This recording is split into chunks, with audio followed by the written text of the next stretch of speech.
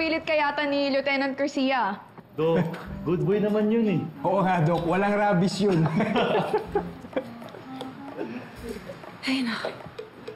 Okay na. Naka-reserve na tayo. Sige na nga. Teka. Totoo bang suspended si Lieutenant Conde? Bakit daw? Alam mo, let's save it for tomorrow. Pagkwentuhan natin yan. Pero ang importante, okay na yung schedule natin, ha? O sige, mag-work pa ako, ha? Sige, punta lang ako doon.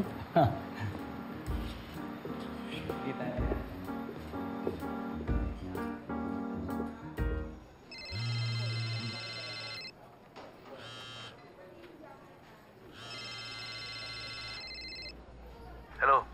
Andito isa sa mga pulis nyo, si Teniente Conde. Anong ginagawa niya dyan? Anak ni Amo, binigyan ng trabaho, ginawang bodyguard. Talaga? Ang dami-dami niyang pwedeng puntahan, bakit dito pa? Hindi ko alam. Alamin mo nga, Robles.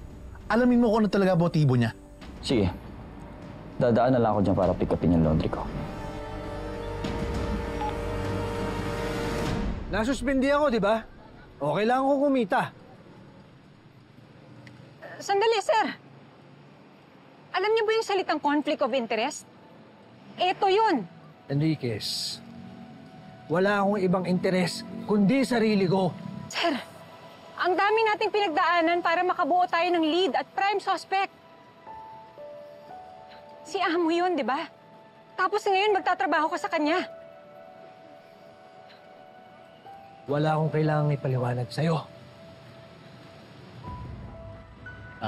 Pasensya na hindi ko sinasadyang marinig yung pinag-uusapan nyo. Pero Sergeant Enriquez, huwag mo naman masamain yung pagkakakuha ko kay Tonyo na bodyguard ko. Ang sabihin mo, sinamantala mo yung suspension ni Lieutenant Conde. Enriquez, sumusobra ka na, ha? Kung makapagsalita ka, akala mo, ang bait mo. Eh kaya ako nasuspenda, di ba dahil sa'yo?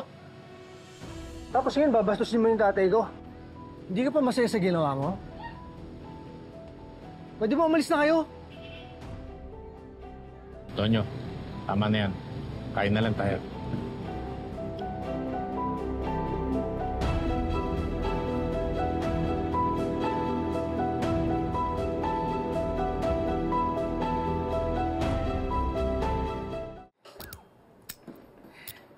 Sige.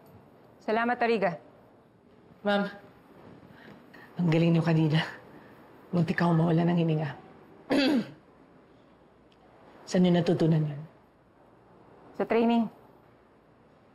Astig! Sigurado ako pinagmamalaki kayo ng nanay mo. Wala na yung nanay ko.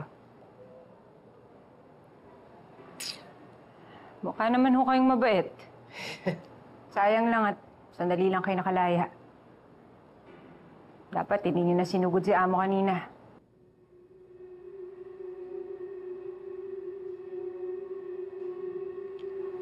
Siya may dahilan kung bakit namatay yung anak ko. Dapat pagbayaran niya yun. Hindi ba? Napaagal lang yung pagkalaya ko. Sigurado ako na protektahan ko si Daga. Kahit ako pa ang mamatay, mabuhay lang ang anak ko. Naiintindihan mo ako, pulis ka. Obligasyon mo na protektahan ang mga tao, lalo na yung mahalaga sa'yo. Di ba? Ano pa ako? Na ina ng kanyang anak. Ha?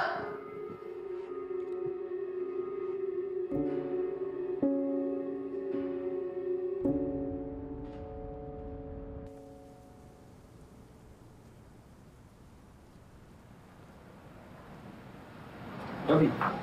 Ay, Ninong. Sige, maupo ka.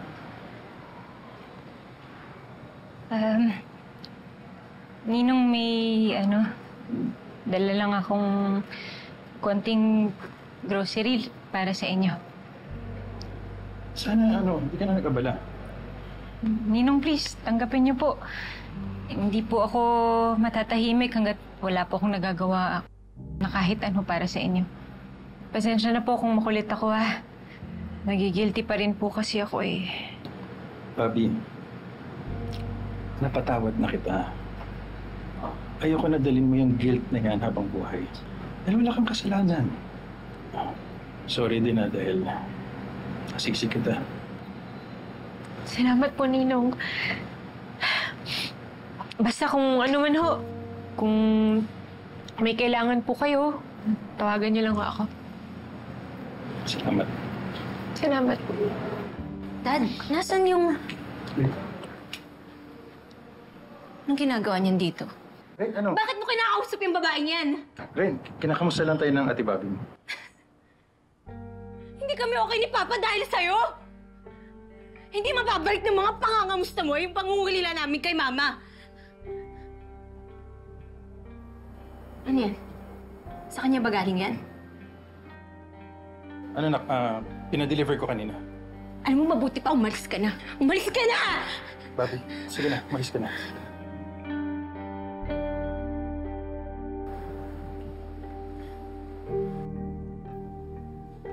Bobby, gabing-gabi na. Kuya,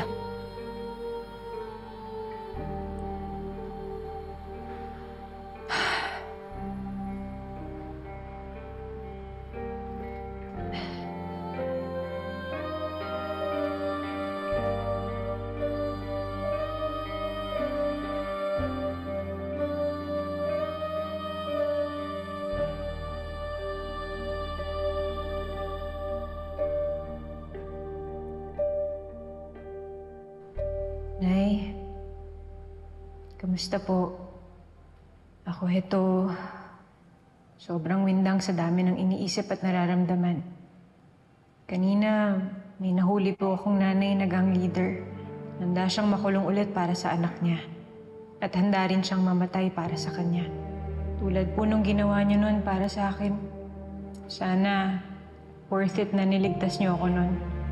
Sana proud kayo sa akin. Kasi kahit gusto ko gumawa ng tama, may maling desisyon pa rin ako na nakaapekto sa buhay ng ibang tao. Hindi mababalik ng mga pangangamusta mo yung pangungulila namin kay Mama. Sumusobra ka na, ha? Kung makapagsalita ka, akala mo, ang bait mo. Eh kaya ako nasuspenda, di ba dahil sa'yo? Tapos ngayon, babastusin mo yung tatay ko. Hindi ka pa masaya sa ginawa mo? Nay, pagdasal niyo pa rin ako. Sana maitama ko yung mga pagkakamali ko sa mga taong to. At kung huli na, sana mapatawad na lang nila ako.